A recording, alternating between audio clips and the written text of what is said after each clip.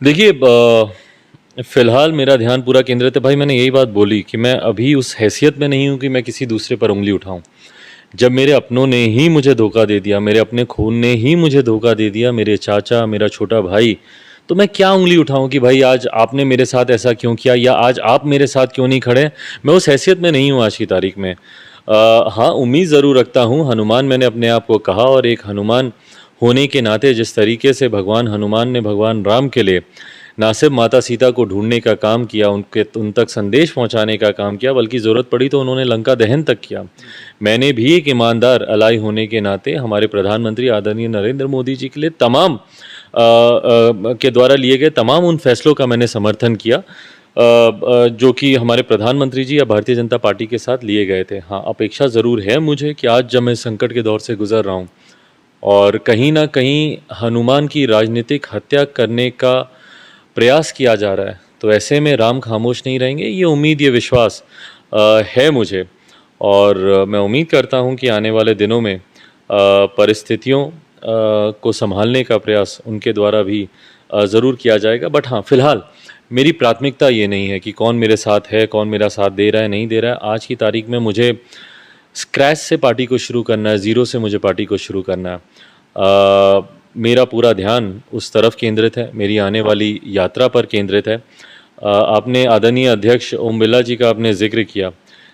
मेरे लिए ये चिंता का विषय ज़रूर था और तभी जब मैंने व्यक्तिगत मुलाकात की माननीय अध्यक्ष लोकसभा, तो उस वक़्त मैंने उनसे इस बात का ज़िक्र ज़रूर किया था। उनको मैंने अपनी पार्टी के संविधान की जानकारी दी। मैंने उनको कहा, मैंने बोला कि यकीनन सर आप बीसों पार्टियों का आप नेतृत्व करते हैं, उसको आप हेड करते हैं लोकसभा में, आप हर पार्टी का संविधान जानें।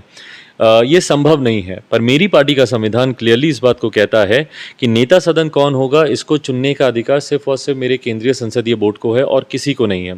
यही कारण था कि जब पिछली बार आपने मुझे नेता सदन चुना था या मेरे पार्टी के बाकी नेताओं को पद दिए गए थे, भले वो चीफ व्हिप का पद हो, उपनेता का पद हो, वो मेरे संसदीय बोर्ड के द्वारा ही लिखित पत्र के आधार पर आपने दिए थे और ये एक जनरल प्रैक्टिस रही है।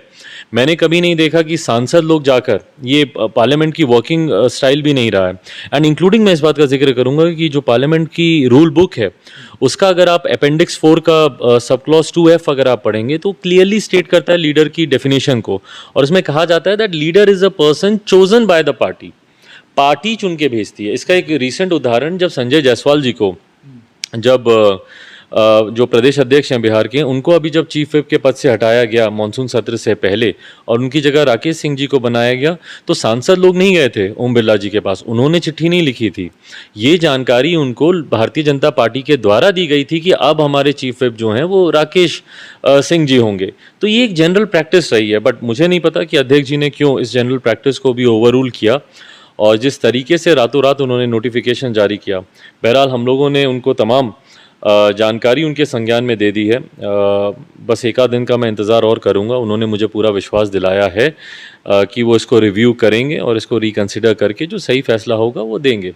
बट अगर वो नहीं देते हैं, क्योंकि अब सत्र भी मुझे लगता है कभी भी उसका भी समय आएगा कि सत्र खुलने वाला है, तो इसीलिए अगर ज़रूरत पड़ेगी तो हम लोग न्यायालय भी जाएंगे और मुझे लगता है क्योंकि हम लोग का पक्ष इतना मजबूत है पार्टी के भी संविधान के तौर पर और पार्लियामेंट की प्रोसीडिंग्स के भी हिसाब से, उनकी रूल बुक के भी हिसाब से, तो मुझे उम्मीद है कि बहुत जल्द न्यायालय से हम लोग के पक्ष में वो फैसला भी आएगा।